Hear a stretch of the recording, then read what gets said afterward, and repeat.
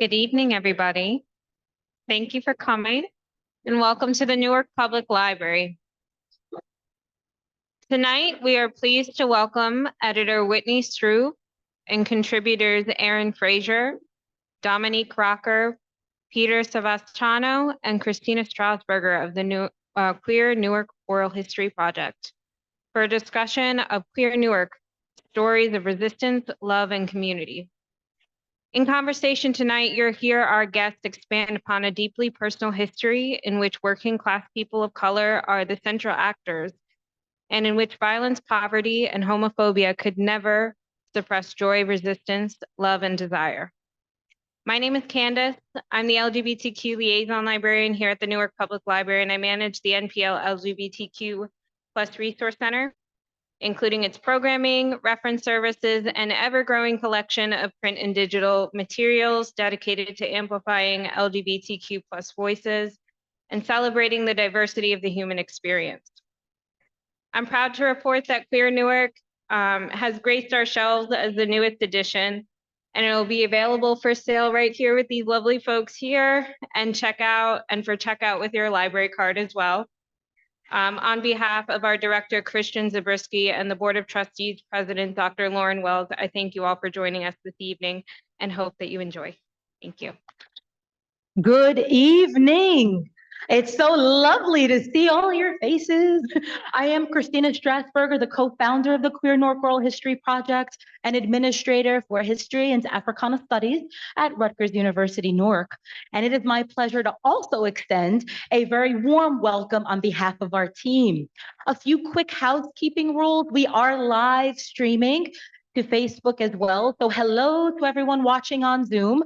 If you have any questions throughout the program, please feel free to drop them in chat and we will respond. For those of you who are unfamiliar with Queer Newark, we are a community university partnership founded in the summer of 2011 by writer-activist Darnell Moore and our very own historian Burl Satter and me.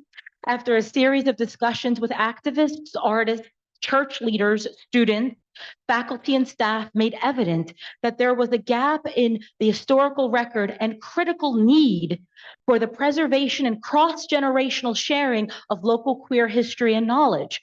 Since inception, our primary goal has been to ensure the stories of LGBTQ+ people here in the great city of Newark were recorded, preserved, and made accessible to academic and community-based researchers, students, and any and everyone who wishes to learn more about the rich history of our community.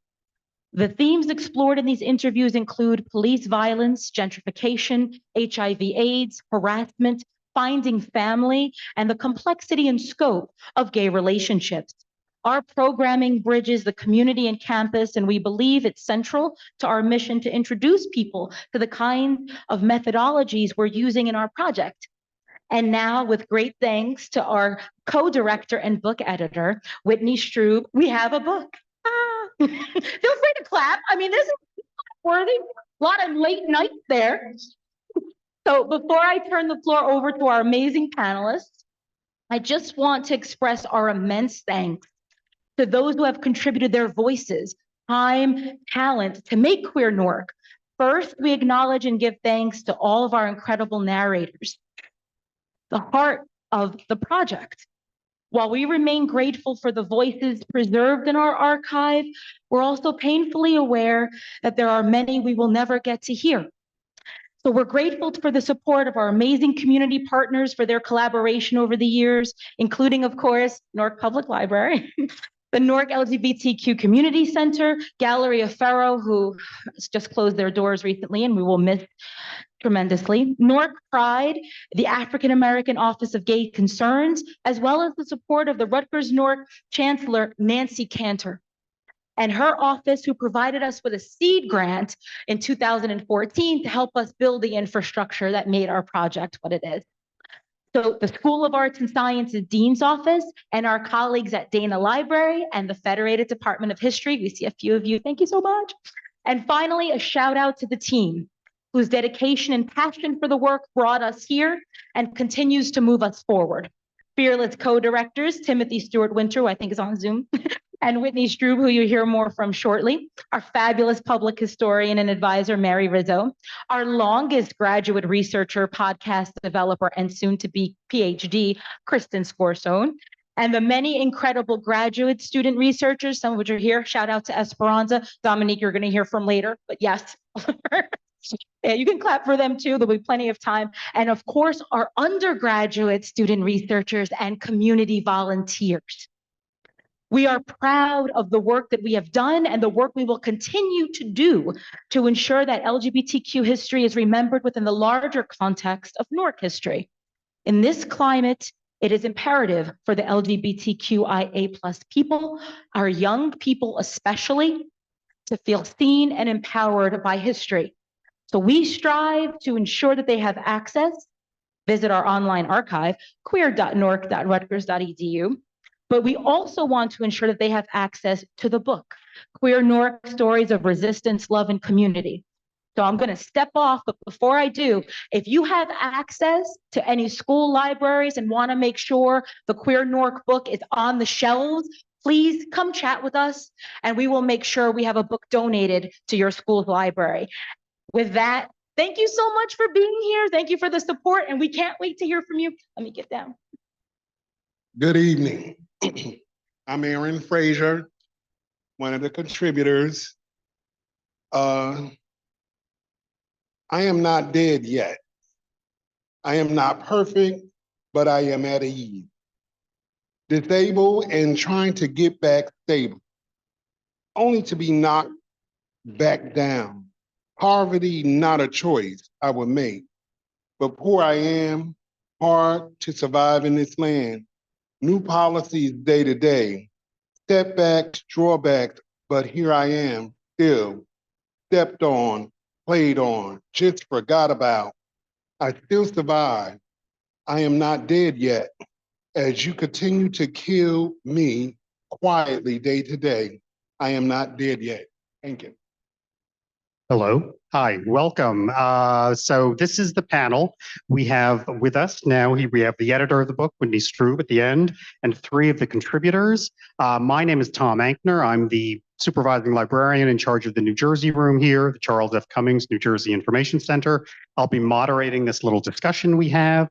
And I'm just, first of all, going to introduce the contributors here, the panelists. Whitney Strub, on the end there, is an associate professor of history and director of women's and gender studies at Rutgers University-Newark. His first book, Perversion for Profit, The Politics of Pornography and the Rise of the New Right, was published by Columbia University Press in 2010. His second book, Obscenity Rules, Roth versus United States and the Long Struggle Over Sexual Expression, was published in 2013 by the University Press of Kansas. His articles on obscenity, pornography, and sexual politics have appeared in American Quarterly, Radical History Review, Journal of the History of Sexuality, Journal of Women's History, The Lawn, and Temple of Schlock. I love that title. He blogs about films shot in Newark and sexual politics. Dominique Rocker, who's next to him, is a poet, writer, and master's student in the history department at Rutgers University-Newark. Dominique earned a BA in print journalism from California State University, Fullerton in 2013, and an MA in African American Studies from UCLA in 2020. Her previous research looked at the activism and resistance strategies of Black women in the Black Panther Party in Los Angeles, California, and New Haven, Connecticut. This work focused on both narrative and erotic resistance via oral testimony and written poetry. In thinking about pleasure as a site of resistance for Black women, particularly as Black women also must negotiate a sexuality enmeshed with pain and trauma, Dominique's interests have shifted to questions about Black women in pornography in the digital age and the potential for centering queer pleasure as radical resistance. Aaron Frazier is a poet and writer. He self-published 2 works and writes for Lorraine Magazine and several other local and national publications. He holds a BS in Urban Studies Policy from St. Peter's College in Jersey City and an associate's in liberal arts social sciences from Essex County College. He is a community activist, the mother of the House of Divine of Greater Newark, a volunteer for the Newark LGBTQ Community Center, a previous coordinator of Project Fire 2 of El Club del Barrio, and an active member of Hyacinth Cab and Thrive Role Model Story. And Peter Savastano, sitting next to me, was born and raised in Newark, where he lived and worked for most of his adult life. He holds a PhD in religion and society from Drew University. An anthropologist of religion, consciousness, sexuality, and gender, Dr. Savastano is academically and personally interested in the role that religion and/or spirituality plays both for better and for worse in the formation of queer identity, subjectivity, and practice. He is Associate Professor of Anthropology at Seton Hall University. And to everyone.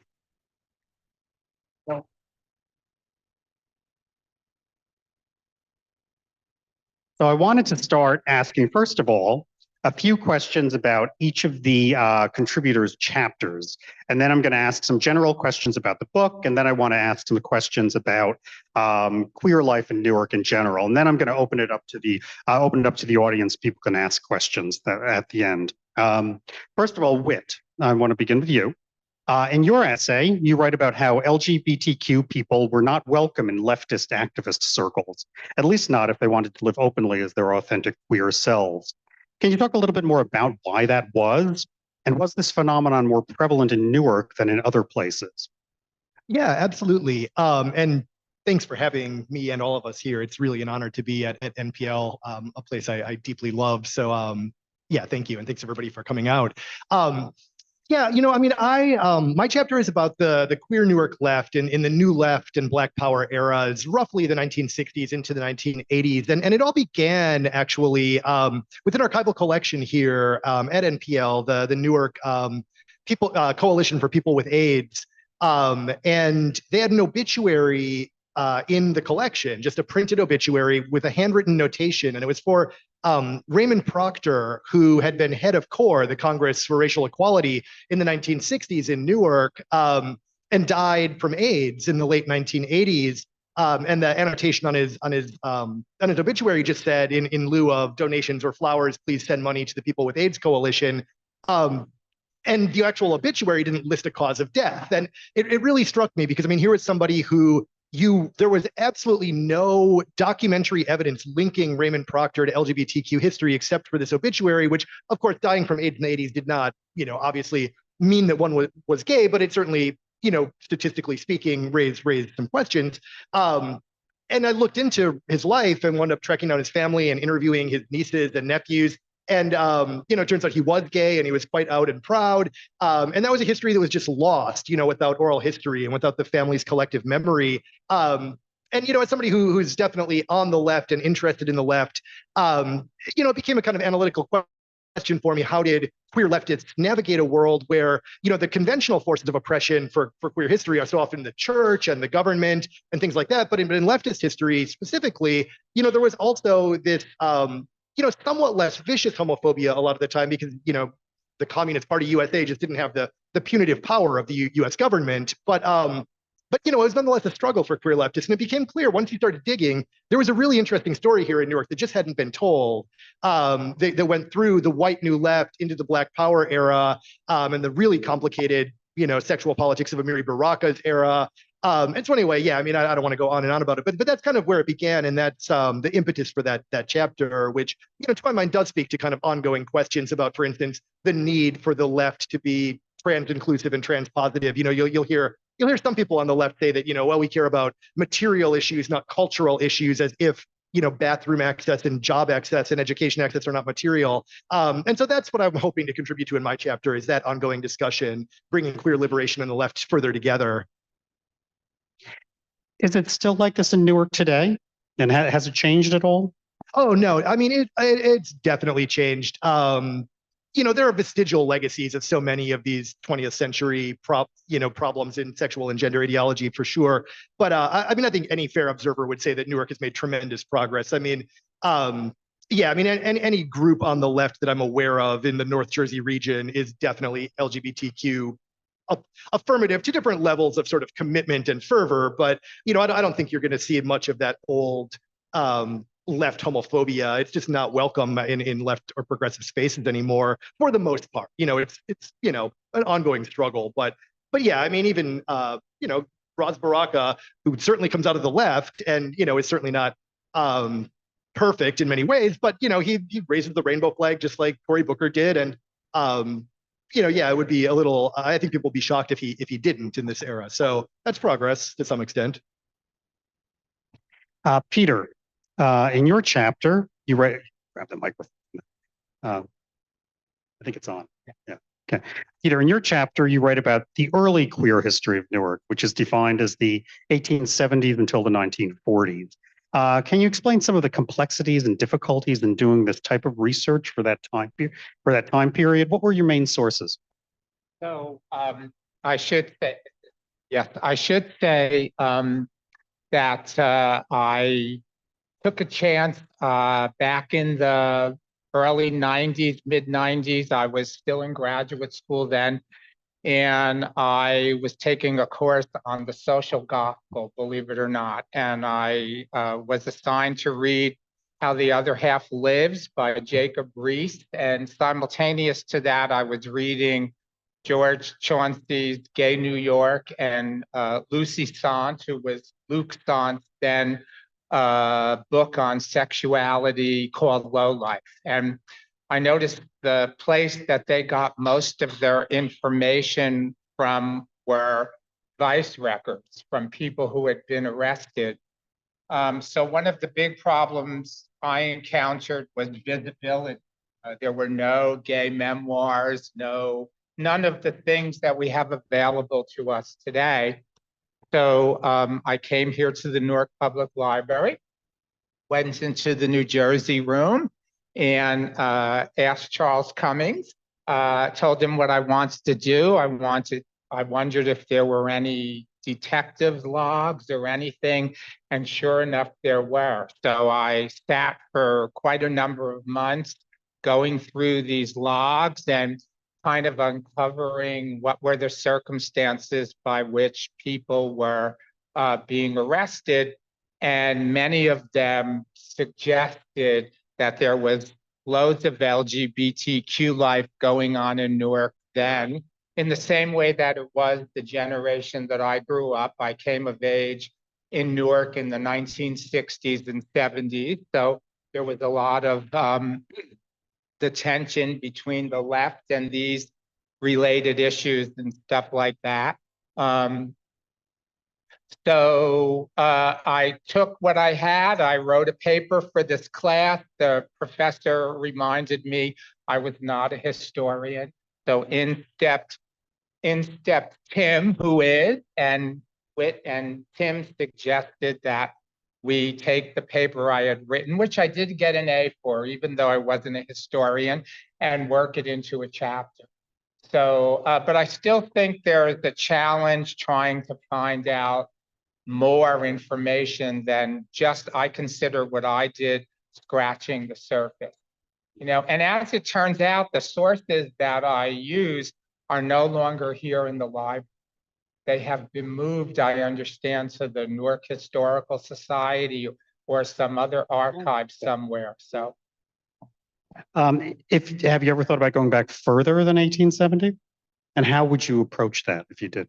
Well, that's probably one of the really difficult things. I actually would have to give that some thought. I don't think I'd know where to begin. I have certainly read many books about LGBTQ life, even though that's certainly what was not what it was called back in the 17th or 18th century. But there have been quite a few historians and literature scholars who have written books speculating through correspondence. So that might be one avenue to explore. People's journals, if one has access to them. But I think it would really be hard to find more public representations of that for earlier periods. Thank you. Dominique, your chapter deals with the explicitness or lack thereof regarding discussion of sex itself in LGBTQ oral histories. Your research has shown that women, particularly Black queer women, seem to feel particularly inhibited discussing sexual behavior and practices. Can you elaborate on that a little bit? Why that might be? Yeah, sure. So a part of what I talk about in the chapter is that there are many layers, particularly when it comes to marginalized people. And so for Black queer women especially, there is a much longer history of pathologization of their sexuality in a way that has made it so that there's a term called the culture of disassemblance and a practice of silence in which Black women don't talk about their sexuality very much because it has been pathologized through slavery and through images like the Hottentot Venus. If you don't know who that is, her name is Sarah or Sardije Bartman, and she was a South African woman in the 19th century, and she was put on exhibit for about 4 years of her life because of her large buttocks, because of her other sexual organs, her breasts and things like that. And she was on display in Europe for 4 years, like I said. And then after she passed, they made a cast of her body. All of this is in one of the footnotes in my chapter, by the way. It couldn't be in the chapter, but I needed her story to also be in the chapter. So it's in a footnote. But they made a cast of her body and her parts, and that was on display until the 70s, and that was taken down, and then it reemerged again in the 80s. And so her body and her parts were not actually put to rest until 2002. And so when you have this very explicit and very visceral way of looking at sexual bodies, particularly, like I said, of Black women, then it's very difficult to talk about it in ways that are about pleasure and not about that trauma, which is what a lot of Black queer women talk about. And I also found that, especially when you're thinking about oral history and queer history, it's not the same, obviously, but it's still a pathologization of a sexuality, of a deviant sexuality. So when you have Blackness and queerness overlapping and gender of women, it makes it very difficult for queer women or Black women or all of the above to talk about the pleasures of their sexuality or to talk about their sexuality at all. And so you find this silence happening in oral history in particular. So there are some people who will say, well, why do we need to talk about sex explicitly? But you make a very good argument in the piece about why that's important. Can you talk a little bit about that? Sure, yeah. I'll say I got the inspiration from this piece because I'm a PhD student now in American Studies at Rutgers, and I was taking a seminar course. I honestly don't remember what course it was, but we had an assigned reading for Bodies of Evidence, which is an oral history book. And in it, there was a chapter, which I also talk about in my chapter, where these two presumably white women were being interviewed by the authors, and they were talking very explicitly about the sexual practices and the sexual cultures. And particularly, they were revealing through their discussion of digital and or oral sex, how layers of class and gender manifested in those cultural practices. And so I had a wonder of like how that might occur with Black queer people, Black queer women in particular, how they might talk about gender and class through their expressions of sexuality and through their sexual practices and through discussion of it. And I also thought about that because you see, even in the Queer Oral History Archive, a lot of gay men, particularly white men, much more open about talking about things like cruising. And so we know a lot about the cultural history of cruising because people were open enough to talk about it, and also because historians were brave enough to ask about it. So I think that if we are able to talk about things like sex in a way that is not pathologized and it is not taboo, it can give us a lot of knowledge production, and it can also really break down some of these stigmas around deviant sexualities that are placed upon bodies that are queer and or Black. So Aaron, you didn't author an essay in the book, but it opens with your poem, the poem you read here tonight. And you were quoted and paraphrased a number of times in when quotes come from the oral history that you gave.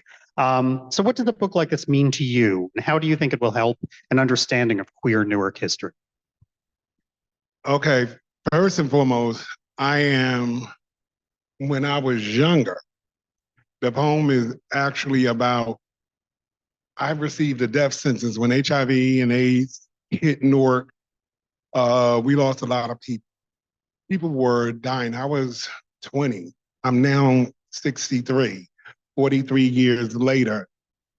Survived, still moving strong, and that's because of people in Newark, I'm gonna just say the gay populace, we kind of united with one another. I met Peter through Project Fire, which was a intervention program to deal with the ballroom community, because back then a lot of our community was devastated. You could, I'll say anytime, anywhere from 10 to 20 was dying a week. I thought I was one of them. I wouldn't even tell my moms about it, but I was supported by people like James Creedle, my mentor, Don Ransom. When I say to you, I gave Don Ransom as a young person, I gave that man hell, but he still said, I'm gonna teach you how to advocate anyway. I'm gonna teach you all what you need to know to take care of yourself in the community. And the poem itself is a testament. I'm still here. And I'm meeting new people all the time and being encouraged when others would condemn me. Meeting the oral history staff, each one of them, from Christina to Whit to Christine, Naomi, they encouraged me because I was really at a point where I was just like, I was tired. I didn't want to be here. So I keep going primarily because young people should not have to feel unsafe in this world because your sexuality or your practices is different. And even with the LGBTQ community center, I was there when Zakia Gunn was killed. We don't talk about it, nobody really asks about it, but she was also part of Project Fire when she was a little girl, was her aunt, well back then it was her uncle, but her aunt actually brought her there and created another program. They was doing drill teams when we was at El Club de Barrio in the school. And Zakia Gunn was one of the people that was trying, she was making a difference, coming to the practices. So when everybody was making this big deal about her dying, but the only one to really step up was the LGBTQ Center. They were to create a safe space for all young people, anybody who wanted to have a safe space to come and be themselves. That's where it started at. And then other people started coming, I would say, from out of state. They weren't here, but the people who were here were trying to make a difference, and it's definitely needed. And you have a lot of programs today, but unfortunately, the stigma of being HIV positive is still out there. And I'm saying this because I just got a call from a young person who was part of the ballroom community, passed away. He worked, his mother trying to get services for him to bury her son. That hit me, it became personal. So I stay involved because I know what it felt like. And nobody should go through that. Nobody should have to. And to have an outlet like the LGBTQ Center, Project Wow, the different programs, it means a lot for me and for the kids to have somewhere, someone they can go to. Because a lot of them are suffering and in silence, and it shouldn't be. It shouldn't be.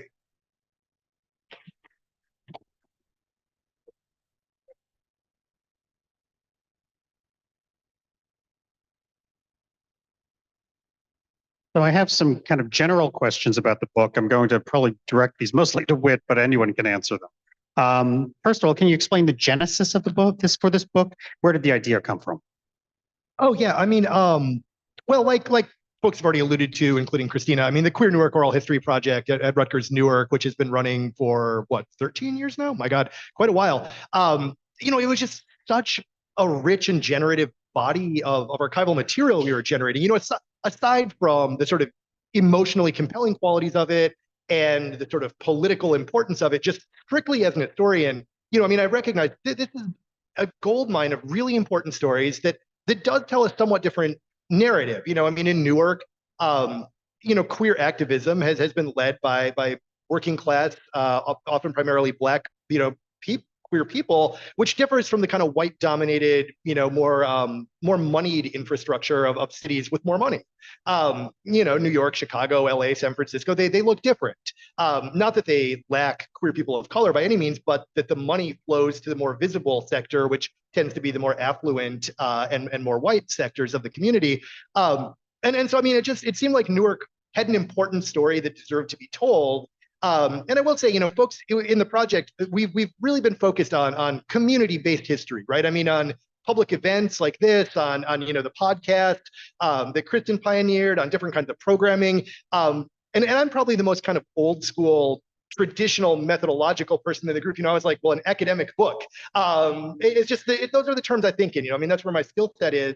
And so that's kind of where it shook out, why I wound up as the editor of the book, because other people are doing really great other exciting work that probably reaches a broader public in some ways. But I thought it was important to do a scholarly book, an accessible one. It's not, for folks who haven't looked at it yet, it's not some dense theoretical jargon manifesto. Don't worry, it is very, very readable. But it's also deliberately an intervention, into an historiographical narrative that doesn't center cities like Newark. When you look at LGBTQ community studies in America, you don't see Cleveland and Gary and Baltimore and Detroit, or Newark. And so I think it pushes back against that tendency to sort of erase cities that are less visibly queer because they're less, wealthily queer.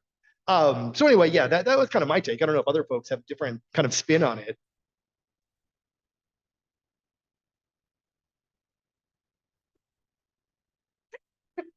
For me, I appreciated all aspects of it, even to the point I'm currently the person at the LGBTQ Center. During COVID, we was all isolated, didn't have nothing to do, but they had a couple of interesting training programs going around.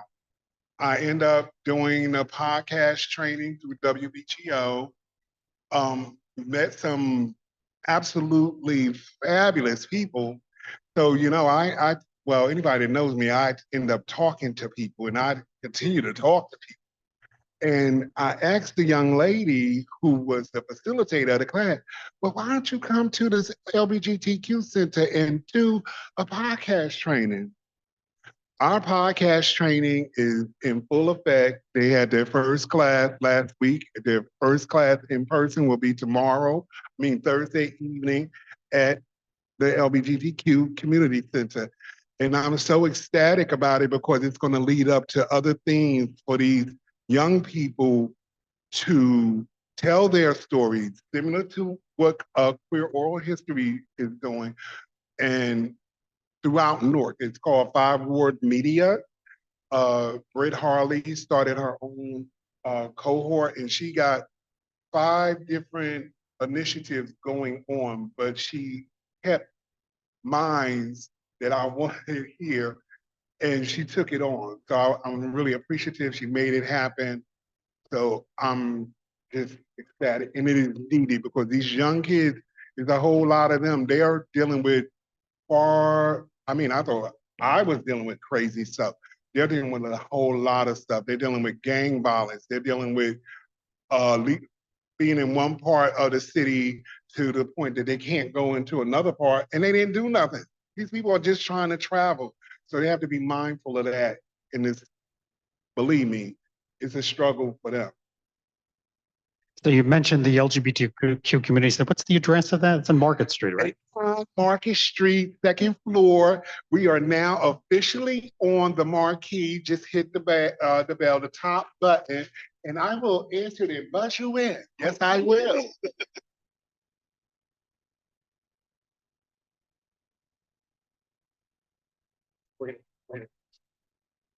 So Whit, you mentioned that most books about LGBTQ life don't focus on cities like Newark that are dominated by working class people of color. You mentioned that you think it's more of a matter of money and where the money goes. Is there anything else at play there? Oh, sure. I mean, money and racism. I mean, the two go hand in hand, obviously. Definitely that.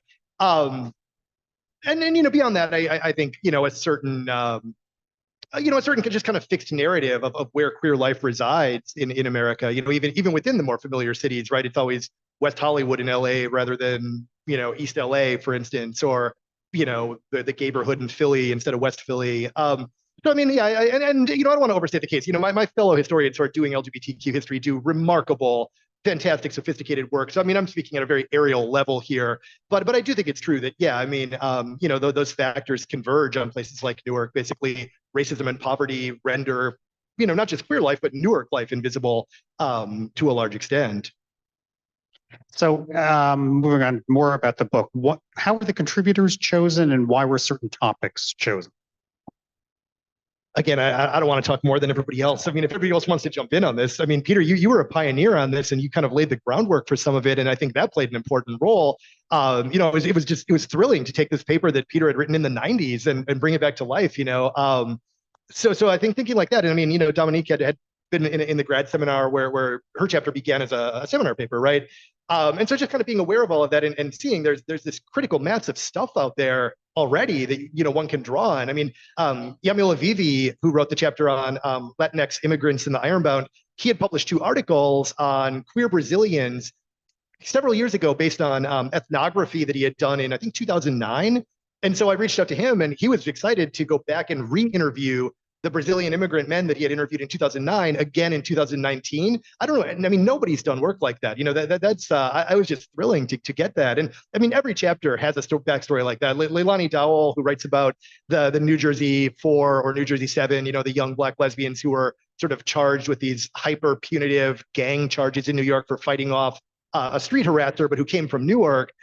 She had written a dissertation at CUNY, and that put her in our orbit, of the Queer Newark Oral History Project. And I was super psyched for her to take one of her dissertation chapters and turn it into a book chapter. So yeah, I mean, every one of the chapters has that kind of story of just sort of being aware of people doing this work already. And so just being like, hey, please bring that, into this collection.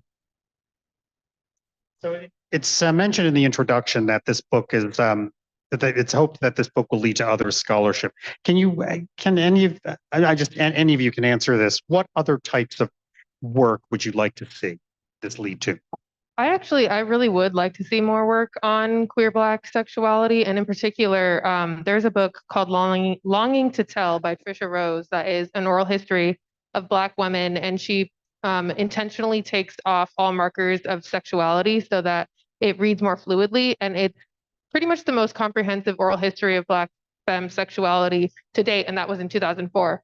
I would really love to see more people doing oral histories about queer women and their sexuality and Black women and their sexuality in general, so that something like that could come out of different cities, or something more all-encompassing like Trisha Rose's book. Anyone else? Do either of you? One of the areas that I'm greatly interested in, which is how I came to do so much field work in Newark back mostly in the 90s and even into the early 2000s, was about people's spiritual and religious lives, particularly people my generation of gay men. We were told God and gay don't go together. You have to pick either one or the other. And I thought, well, I'm gay and I have a spiritual life. I can't be the only person.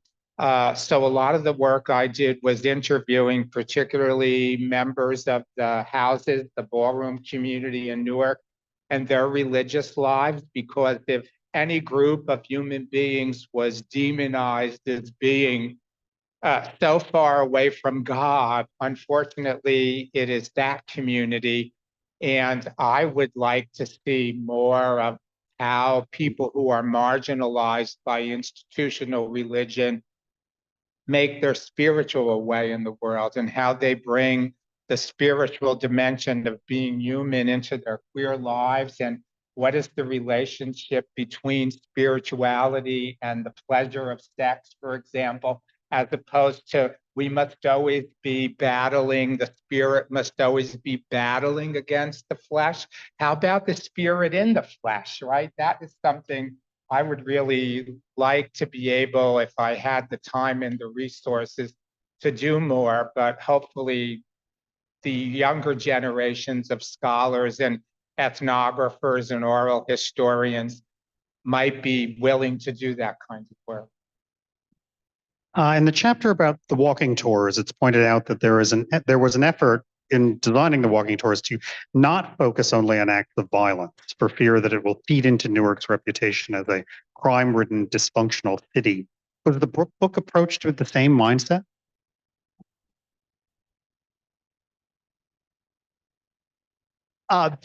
Yeah, no, definitely. I mean, definitely, absolutely. Even down to the subtitle, right? Stories of resistance, love, and community. And I really owe that to Kim, went to Rutgers University Press, who told me, don't sound like some out of touch ivory tower academic, give it a subtitle that people want to read. And I was like, I don't know, is that too cheesy? And I thought it kind of was at first. And I really have come around. I mean, it's a book that is absolutely intended to celebrate Newark's history without whitewashing it. I mean, it's a history that, is complicated and has been, marked by tragedy, by disinvestment, by racism, by other forms of structural inequality, homophobia. I mean, everybody in this room knows that, though, at some level or other, right? And so, I mean, I think it's a book that's intended to push against that narrative by also celebrating the resistance and the sort of flowering of community in the face of all of that. I mean, understanding the tragic and oppressive and traumatic side of that history makes you appreciate the community even more,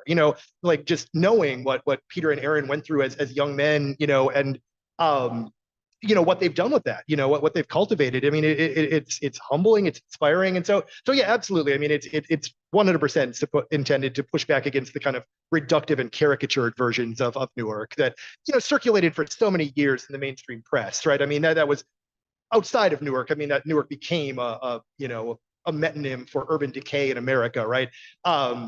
Very unfairly, but that is, the kind of cultural meaning that it carried at the national level. And so yeah, I mean, I do hope it intervenes in that and shows that, Newark has a much more rich and interesting history, frankly. So now I have some questions just about general queer life in Newark. So first of all, what are some of the challenges facing LGBTQ plus people in Newark today? Anyone? Okay, I wanted to chime in after Peter.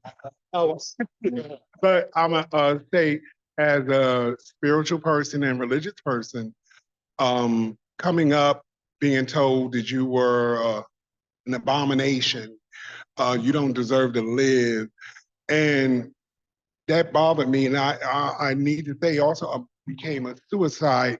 I committed suicide my first time away from home because the way these people treated me, my first time away from my mother, my father, my family, I had no support. But I'll say this, I went to some church on another campus, and I was told spiritually that you need to go home. There's a church coming that will be for you and people like you. And that's when I met Unity Fellowship Church. At the time, it was LIT. Today is Unity Fellowship Church Newark, under the leadership of Bishop-elect Kevin E. Taylor. Our other pastor, Jerry Lee, just retired, but she's in the room somewhere. And Minister Beatrice is in the back. But it's a whole different thing today. We are trying to help educate our young people. Also at the LGBTQ Center, we did our first intergenerational luncheon for the different generations can actually share information and educate one another. And for the first one, it actually went well, 22 people, young and old, middle. And the young people who were non-binary were educating a lot of us older people who had no clue. And it really went well, the exchange and everything. And my goal for that is to be ongoing because they need to know. We all need to know to educate one another because I'm still in awe of the different terminology, the different pronouns. And a lot of the kids that I interact with, they call me Auntie Una. My other name is Una, Mother of the House of Divine. So yeah, I'm Auntie Una. You'll see on some flyers, call Auntie Una, and I'll let them in, whatever the particulars are. And I don't mind working with the young people. The young people really want to be part of, but a lot of people just kick them to the side, and that isn't the way to do it. But I don't know how much longer I can do it, but I'm going to do as long as God gives me the energy and the strength till I can find me somebody that can do the same thing. Anyone else? So I think one of the big challenges, not only to the queer community in Newark, but queer communities everywhere, is what is going on in the country right now. The over 2,700 and something anti-trans, anti-LGBT laws that have been passed in various states. The backlash on the part of the religious right, for example, these are big threats. They may seem like not very evident or obvious in a flourishing community here in the Newark Public Library with the LGBTQ Center on the floor beneath this. But that's really one of the biggest challenges, and we need to find ways to push back and resist that rather than crawling into our little corners and just being quiet. Well, I mean, I'm not from Newark, so I don't know a lot about the queer community in Newark. What I will say is that being not from here, I really only had envisions of Newark from like media and things. So it was very this idea of this like violent city. And one thing that Queer Newark, the Oral History Project in general, but I also think the book really celebrates, as Whit said, is that when I came to the Oral History Project as an MA student in the history department, I really was reading all of these stories about the city that, like I said, I'd never been to. I'm from Southern California, so I had no conception of Newark, New Jersey outside of literally The Sopranos. So the Oral History Archive really gave me a much more beautiful and much deeper history of this city. And it really, as much as I could see the violence, obviously hearing Sakia's story, for instance, which I had heard briefly, but I didn't actually like have a conception of that meaning until I came here and I read and listened to and really heard from the people of this city, not only the violence that they experienced, but the ways that they resisted and pushed back from that. And it really, I see Newark through that lens now, and it's a much more beautiful picture. So one of the chapters compares news coverage of the death of Sakia Gunn with coverage of the death of Matthew Shepard just a few years earlier. The author points out that there was considerably more coverage of the death of Shepard, a white gay male who died in Wyoming, than there was of Gunn, a black lesbian who was murdered in downtown Newark. How has something like this changed?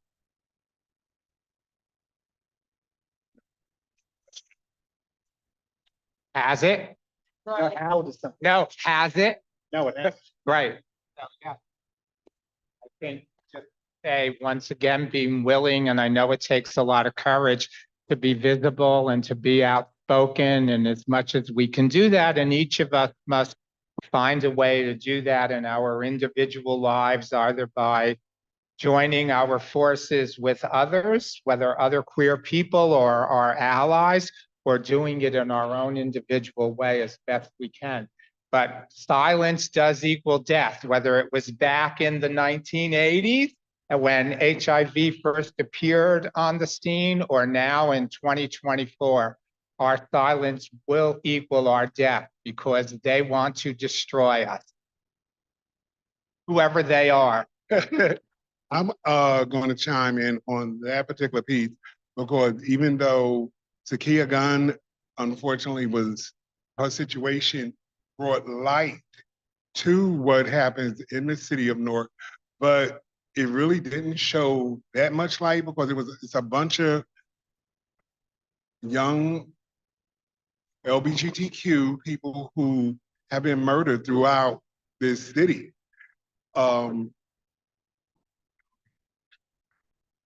It's a whole lot, and there was a lot of gay men killed throughout this city.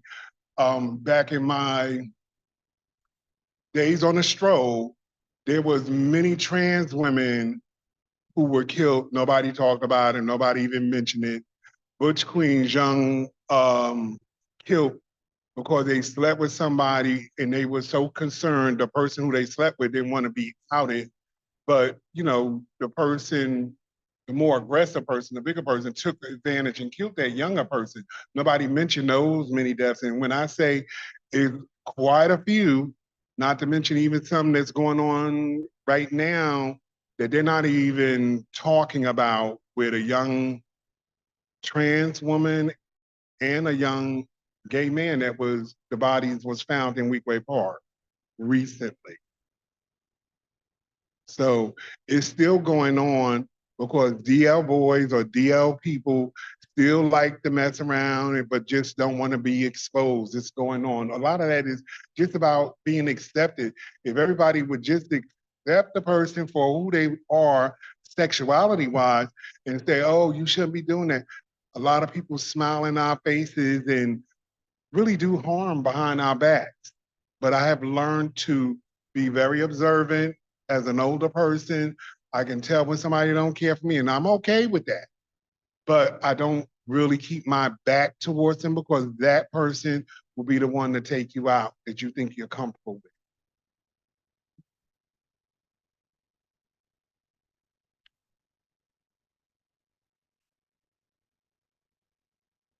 So one of the chapters in the book deals with policing and LGBTQ people in Newark. Points out the fraught situation with queer people of color, people in two marginalized communities, both of which have a troubled history with the police. Can someone comment on that a little bit and how that's changed at all? If it has changed, or can it be changed? I'm gonna take that one. We had LGBTQ liaison up until last year last year. I haven't heard anything about nobody succeeding this person or, to get, still keep us abreast if we're having problems within our community. Who can we send somebody to get some results? I haven't received a call nor information nor who's the replacement or anything. And even the person who was originally, he doesn't answer his phone anymore. Yeah, well, I can add to that. There's a chapter in the book about young queer people of color in Newark and their interactions with and perceptions of the Newark Police Department, written by Danielle Shields, a grad student in criminal justice at Rutgers, Newark. And it's a very damning portrait of the Newark Police Department, which was, its anti-gay and anti-trans practices were mentioned in the report that led to the federal consent decree years ago, and based on the evidence from a number of sample groups with firsthand testimony that Shields and her co-author Kars Ramos took, young people in Newark, young queer people of color, do not trust the Newark Police Department.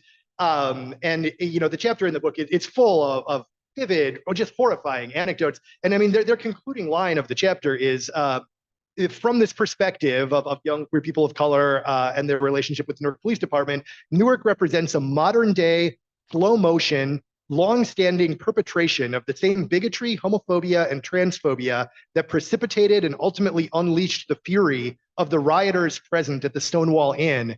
That's pretty damning prose from social scientists. And so, yeah, I mean, it's a vivid chapter, and it should be an upsetting chapter to read because even under Mayor Baraka, the mayor endorsed so-called quality of life policing sweeps of downtown Newark, which comes straight out of broken windows policing from the 1980s, which were a racist and classist mechanism that people like Rudy Giuliani celebrated. And it was really frustrating to me as a Newarker to see Mayor Baraka, who, is very commendable on other fronts in calling for a civilian review board of the police, but to capitulate to that developer-oriented form of policing that sweeps up young people into the criminal justice system and also did sex worker raids, criminalizing people for sex work and then getting them into the criminal justice system, getting them records, publicizing their names and photos. And so So yeah, I mean, I personally think as a police and prison abolitionist that this is an ongoing struggle. That we're obviously nowhere near that utopian horizon right now, but we certainly need to be pushing back against the policing that serves the interests of capital rather than people, which I think is how it works in Newark. I have nothing nice to say about cops, so I'm going to say nothing. So are things better for queer people in Newark than they were 20 years ago or 10 years ago? And how could they be better? Open-ended question.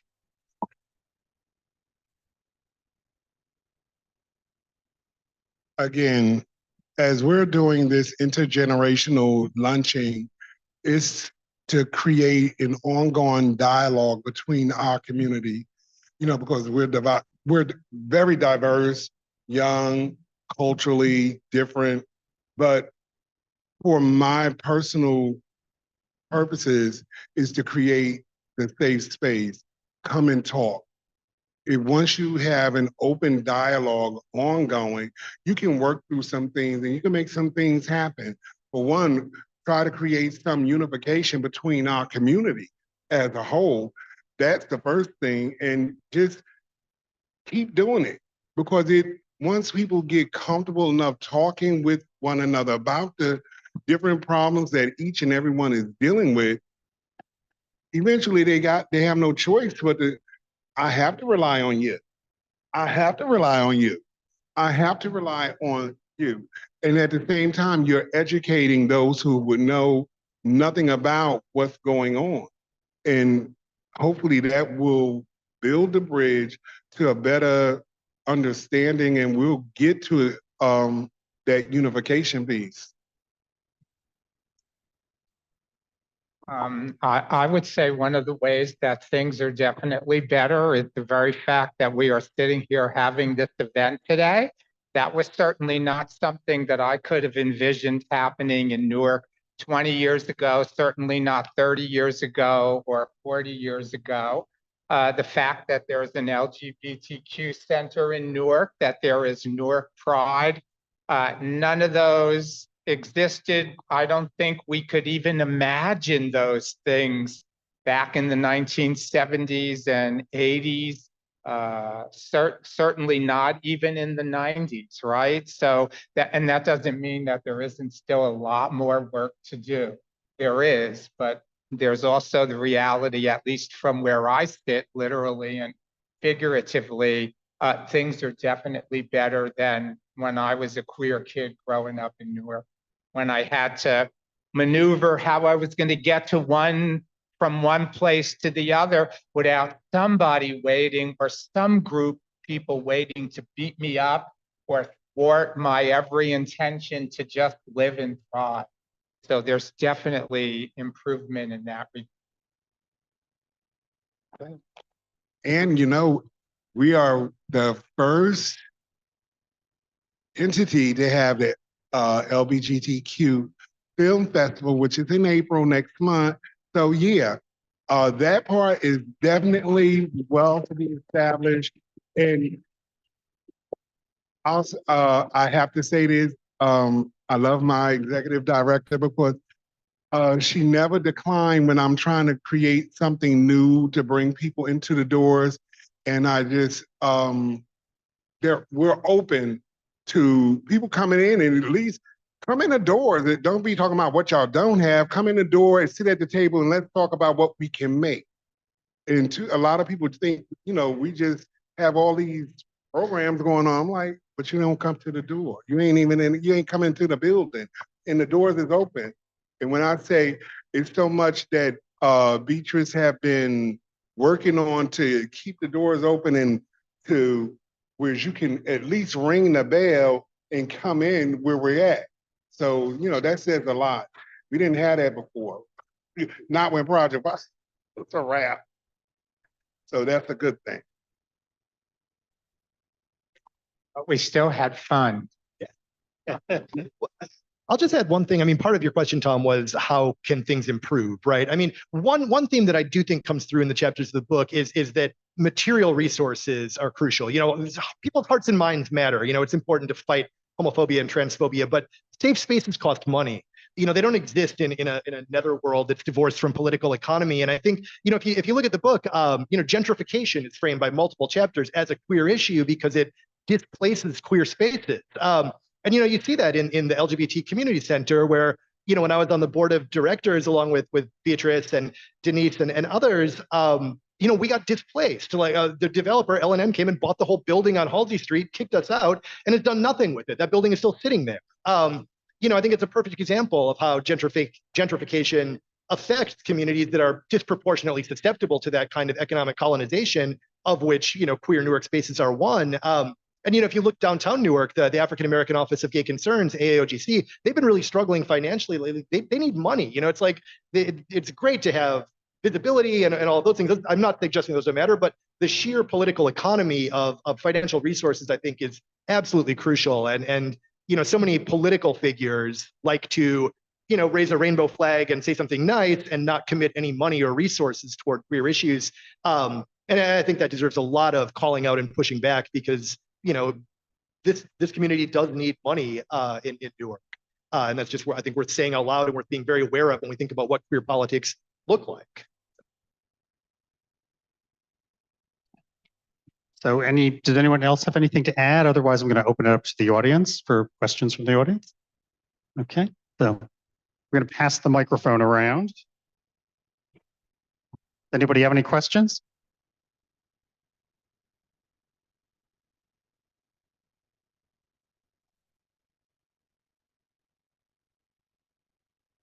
Hi, my name is Chi Chima, and I basically had a question for Aaron that kind of touched off you had just said about how safe spaces cost money.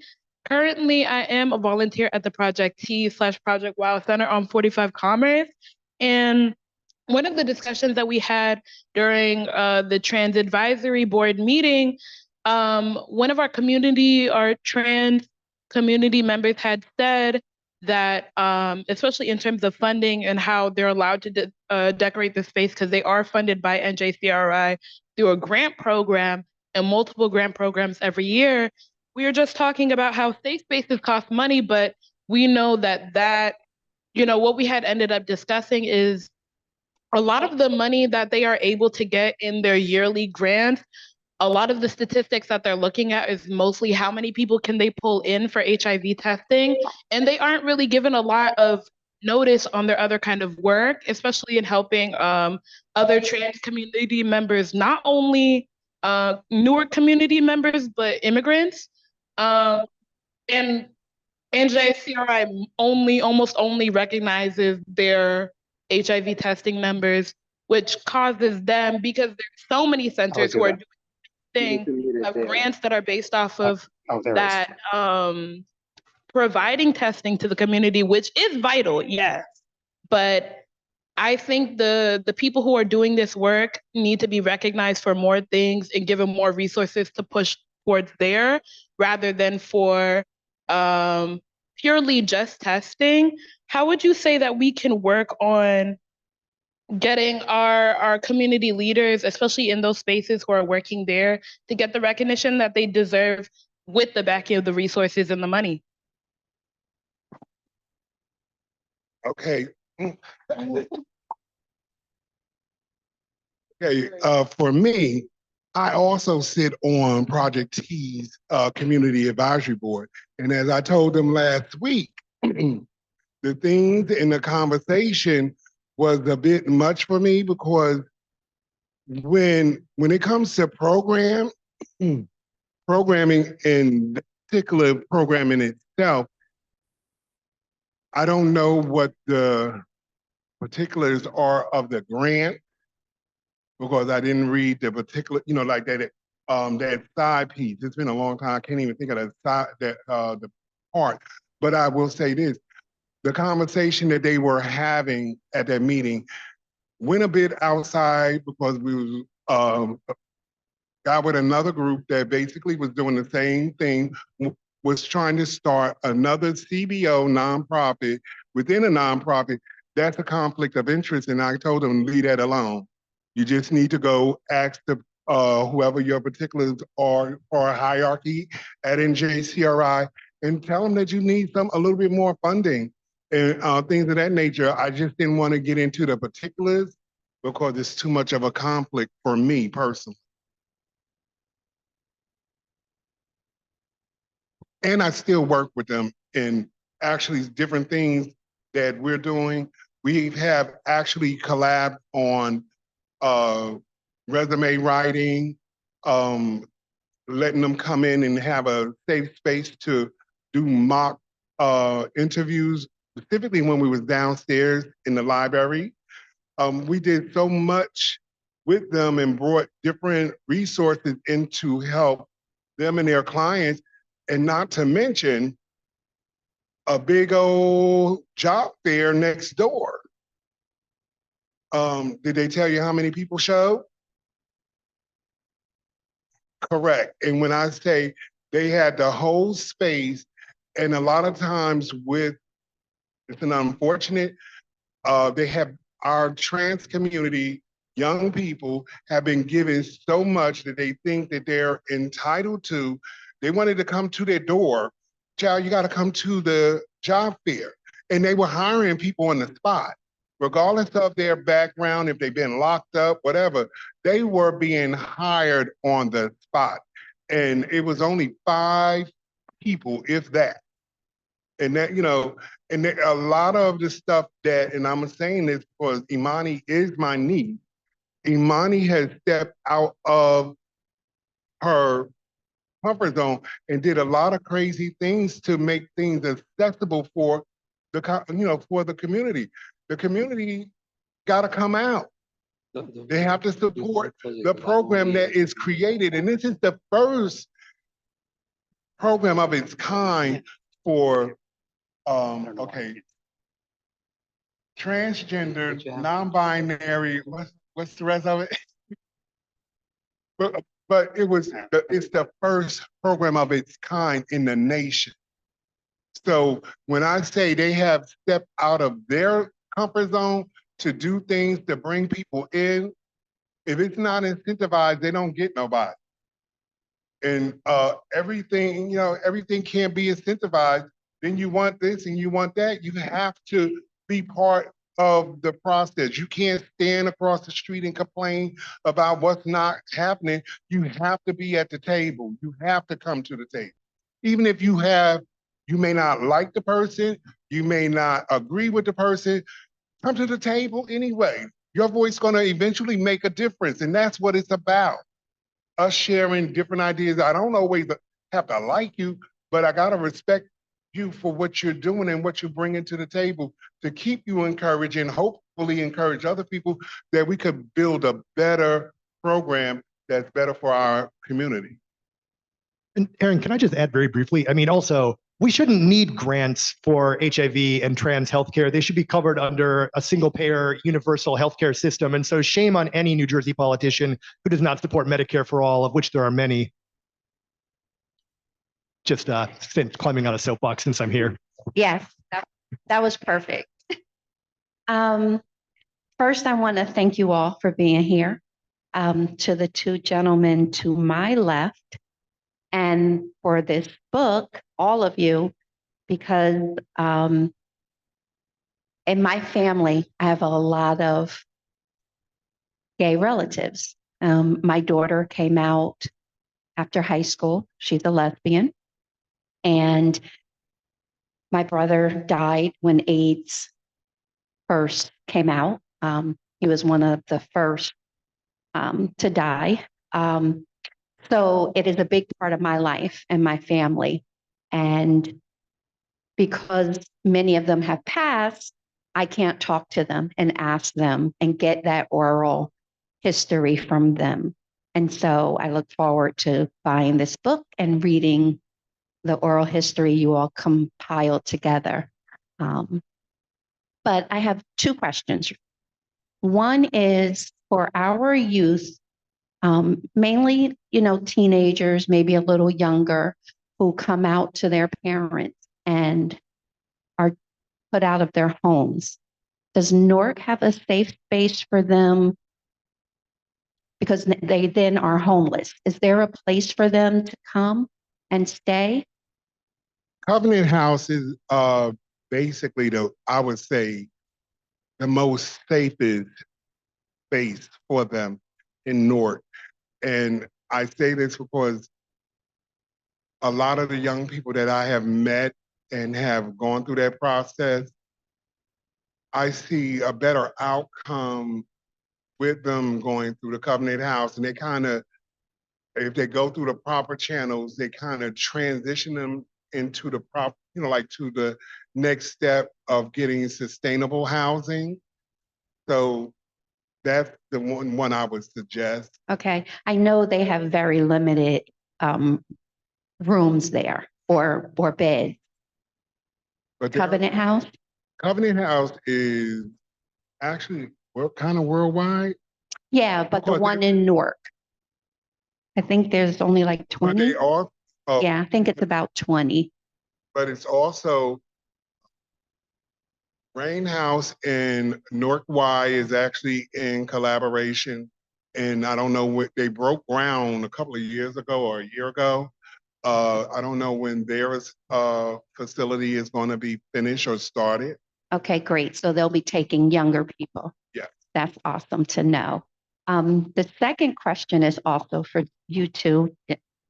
Did you find it necessary, either in your younger years or even when you were still with your parents, to pretend that you weren't gay?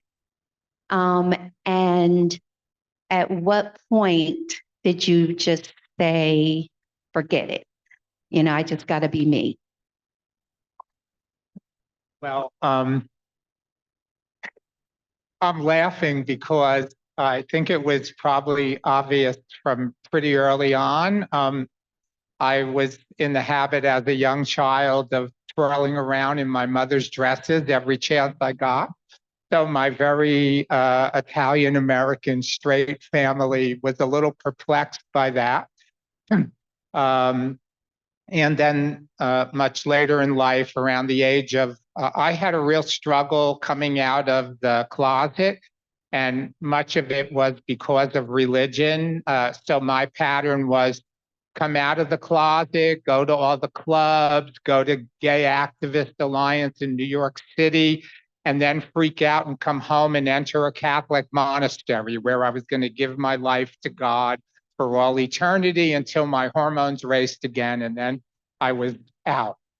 So somewhere around 18 or 19, by that point, my father was long deceased. I did tell my mother, who pretty much said, oh, I've known that all along, and that's fine. I still love you, but don't ever mention it to me again. And so, over the years, that got better. My mother's been dead for about 25 years or so, or 24 years now. So it was definitely rough. And it took me a long time to even feel comfortable in my own skin, so to speak. And now I'd say I'm fairly comfortable. I still have moments where I have to stop and think where I am and what I can say and what I can do and what I should say or shouldn't say. But for the most part, I'm pretty sure I'm not a Black man, though I feel great solidarity with Black men, straight or gay, so, and everything in between.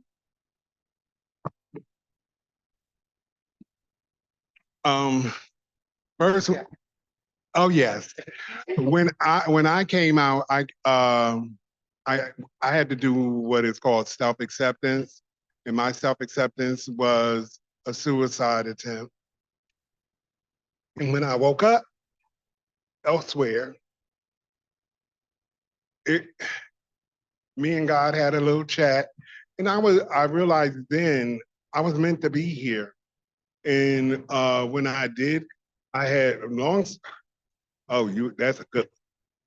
when I came out, I ended up joining this ministry on another campus.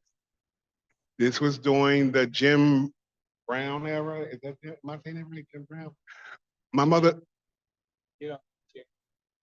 the one who was, my mother thought I joined an occult and begged me to come home. Yes. So I was told to come home. But and when I came home, people was doing crazy stuff, and I was like, oh my God. There was people telling other people's story before they could even come out to their families. And I just said, oh, I gotta tell my mother. Because I said, when them people tell her before I do, I'm in trouble. And actually, it started out because I was angry because somebody did tell my mother. And when they told my mother, I ended up I was so angry, I got drunk at the bar. And I was drunk. And I got stabbed that night in my face. I had to go, I called the bar, a friend of mine.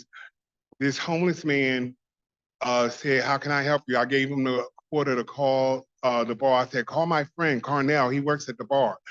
And the whole bar, Murphy's, came around to where I was at to make sure I was all right. And Carnell came went with me to the hospital. And he said, you know, I gotta call your mother. I said, don't call my mother. And he called my mother and she came near. She was like, are you all right? I said, yeah. But I eventually had to, tell her. And she said, really? It was like, you made a big fuss out of this. My mother accepted me. My father accepted me. Actually, the whole family did. I did have to beat up my sisters and brothers for a little bit, but overall, I was accepted in my family, in my community, and I come up realizing I wasn't the only one. There was like 5 friends of mine, and we on a porch coming out to one another. And ever since then, we never had a problem in the community that we lived in North Newark. Nobody, if you was in North Newark, just because you were gay, no, nobody harmed you. There was no harm, and everybody looked out for us.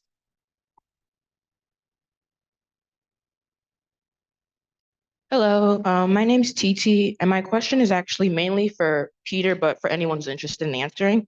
And I'm mainly thinking about spirituality and religiosity with queerness. And I know you described it earlier, like the idea of the spirit battling the flesh, which I have heard of and have myself, dabbled in. And I also have watched a lot of like videos online and discourse around sort of the struggle being in the action of homosexuality, or even the battle being beyond the sexuality itself, but other things that you're doing in your life. And I guess my question is, what is your opinion on that rhetoric and the complicated politics of reading the Bible or other religious texts as homophobic and sexist? Wow. So I think I can only speak from my own personal experience in that regard. So I think, and I will tell you, I have pretty much tried and converted to almost every religion you can think of, because I have been a lifelong seeker. And I think the most difficult but necessary lesson I had to learn is that I have to be guided by my own spirit. I have to trust that. Scriptures are interesting things, but I also know that so many texts, there are multiple layers and levels of interpretation to all of those scriptures. And I've had to learn when I do draw upon them to trust my own inner lights in terms of interpreting what those things mean. I am very certain that those things, particularly in the Bible, in both the Jewish Torah or Old Testament and the New Testament, whatever it is that they're talking about there is not homosexuality as we know and understand it today. So I think really ultimately the best solution, at least for me, is to trust that I have the divine presence within me, whatever that means, and that takes many shapes and forms depending on what's going on in my life. But that's my religious authority, not some minister or some bishop or some priest or whatever the case may be. So I have a question. I brought my history of Newark students here tonight. So I was wondering if you all could speak to like aspects of Newark LGBTQ history that you lived through. Like for instance, Aaron, if you could talk about like being a house mother, like what is that like? Or experiencing the ballroom community, like Peter, being a part of Rage, or other consciousness raising groups in Newark. And Dominique, like you're not from here, but like do you have a favorite, part of this history that you've learned about, or an oral history that you found like really interesting in the archive?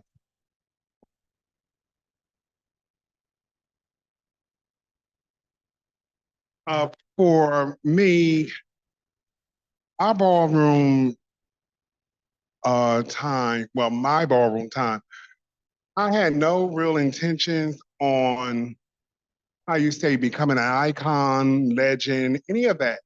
We just wanted to take, a group of us wanted to take a lot of those kids who were gay, but they were still kind of ostracized from their own community. When I say I took actual kids that they would call knots, they weren't worthy, and made them into tens, made them into icons. One of my daughters, she became the mother of the house of Sinclair, and me and her, I showed up at a ball. I hadn't walked in a while, and I just showed up at the latex ball, got behind her, and hit the runway. The whole ballroom went up because they knew that this was my ex-daughter, and it was so much fun and whatnot. But then I got sat down. I got my tens, but I got sat down. That's what it was about. We was about having fun and building camaraderie. It didn't matter what house you was in. We was all family back then. We didn't go through a lot of the stuff that these kids go through today. We were, we looked out after one another. And if you were, say, in another house getting ready for a ball, and I look at you and one of my kids, I said, child, go help her. She got it. Even though you're competition, we wasn't letting you go out there half-ass. We made sure you was done right, so it'd be a nice, friendly, competition, and a lot of that occurred. And I'm gonna give one thing. I'm still trying to get this daggone clip. I've been calling everybody at the Jordan Ball. See, y'all know her as, what's her name? She was on Pose. MJ Broad. No. Dominique. Back then, her name was Tyra. Miss Tyra walked against Miss Coco Chrissia LaBelle at the Jordan Ball at the Robert Treat. When I say to you, that was an iconic, historic moment. She sat down Andre Mizrahi, she sat down Aura Sinclair and David Sinclair in June. And these are the icons of ballroom. Miss Coco sat all of them down, including Tyra. So that's a moment that I'm still trying to get, and I know somebody got it because this young lady, she's an icon. She's known for Femme Queen performance because she used to battle Miss Yolanda and Allura, which is also from Jersey. And she got a clip of her battling, and that's the same ball that this occurred, but she won't give me the information. Was it in the 90s? This is the 90s, right? You was on the door. This is Robert. He was part of the House of Jordan. He's more of the business aspect, but he worked the door at that ball. Oh, wow. Thank you.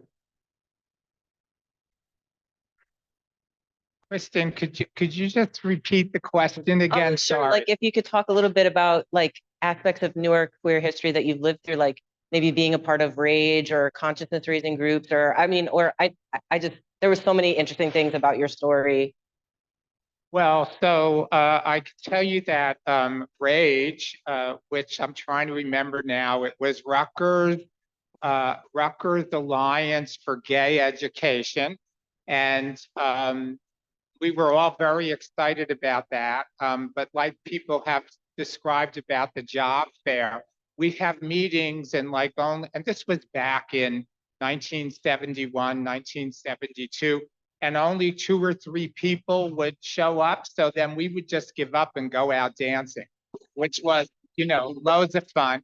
And I would say probably one of the real highlights for me was, when I was by this point in my very late 40s, early 50s, was back in the 90s when I approached the mothers and fathers of the houses about wanting to conduct oral histories and interviews about people's spiritual lives. And a few of them looked at me and said, "Oh, sure, we'd love to have you do that. But there's also something we want you to do for us." And I said, "Okay, I'm happy to do whatever you want." And they said, "You have to walk." So I would show up at various mothers and fathers' apartments and would walk, and then eventually walk in a ball, which I thought was my secret until a few years ago. They did a program here on queer life in Newark, and up on the TV was me voguing down a runway. So that was definitely one of my happier, more joyful moments. So on the subject of ballroom, for me, again, I'm a big media person. That's why I write about it now. So I saw Paris is Burning a while ago. And then when I was working for the Oral History Project, I listened to Miss Pucci Revlon's oral history, and she talks about it. And what I found really interesting is that she talks about how she doesn't like her inclusion in it. And I thought it really gave an interesting perspective because, again, we see things and we see, especially something like that, where we're just like, oh, this is so amazing. And this is so like spectacular and historical and important. And it is, but it's also to hear from the people themselves, this sort of like tension is really fascinating. And then I also got to interview Erica Harrison, who was the mother of LeJacques when it was here. And so hearing her talk about that experience and just all the clubs and bars on Halsey Street, as someone not from Newark, it really makes my heart hurt that they don't exist anymore. Because just hearing and reading and seeing all of the beauty that these club spaces is really incredible. And actually, I was going to mention Pucci as well. Pucci Revlon was a Black trans woman here in Newark who I conducted 3 or 4 rounds of long oral history interviews with. And while I was interviewing her, she had already been diagnosed with cancer that was terminal. It didn't mean she was going to die imminently, but it did mean, there was no getting out of this. This was, how she was going to go. And, she knew that, and it made it a very kind of heavy occasion in some ways, but it was just very, very moving and very humbling for me, as a cisgender white guy that, she welcomed into her home and shared her story with me. I think, we both had an understanding that this was going to be an historical document for the archive that we both recognize as valuable. I really treasured my time with Pucci, who was just, warm and funny and kind of catty, but also, very honest about where she was scoring hormones in the 70s, and just such a rich history. And then after she passed, I've got to say, I attended her funeral on MLK Boulevard, and I have to give a shout out to Mr. Aaron Frazier, because a lot of her more distant relatives were misgendering her at the podium in their commemoration of her life. And I don't know that they meant this. I don't know that it was deliberately insidious. I think it might have been confused. But Aaron, you probably remember this. You got up to that podium and you just really laid down, very assertively, but without being aggressively. She was a wonderful woman. I remember her, and people took the cue. From then on, everybody recognized and respected her pronouns and her gender as she lived it. And it was a really beautiful and inspiring moment. So I'm grateful for having known her, and Aaron, I've always been grateful for you for that moment, because I thought it was really courageous. And I must say, Pucci was my sister.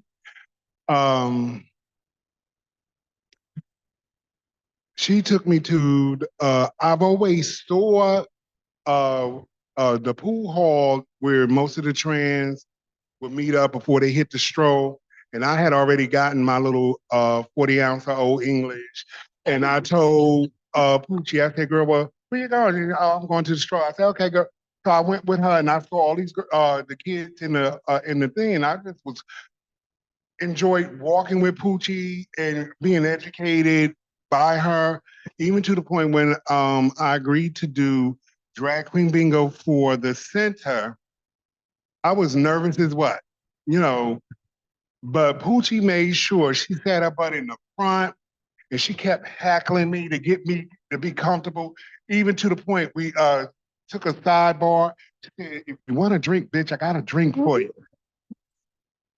And it made me feel so good because I was nervous. It was my first time doing drag queen bingo, but she made me feel confident enough to do it and do a good job. And we took photos outside, and it's just, I don't have a lot of friends. When I say I can literally count them on one hand, you know, but that was my sister. So we don't really have any time for any more questions, but I do want to read something that someone posted online. Just a minute. So this is from Jason Chernesky. He says, I don't have any questions, but I would like y'all to give special thanks to Peter for his scholarship and oral history, as well as Aaron for his oral history. Their work and experiences will be extremely important for future scholars and citizens that want to learn about the impact HIV/AIDS had on queer Newarkers. The comment.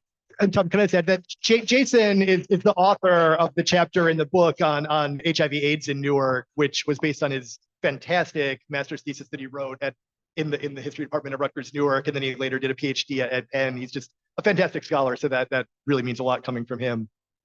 So I'd like to thank you. I'd like to thank our panelists, and I'd like to thank everybody who came out tonight and everybody at home who's watching. And you can buy books over here. You might want to ask some of the authors of the articles to sign your books for you. They're up right here. So thank you very much.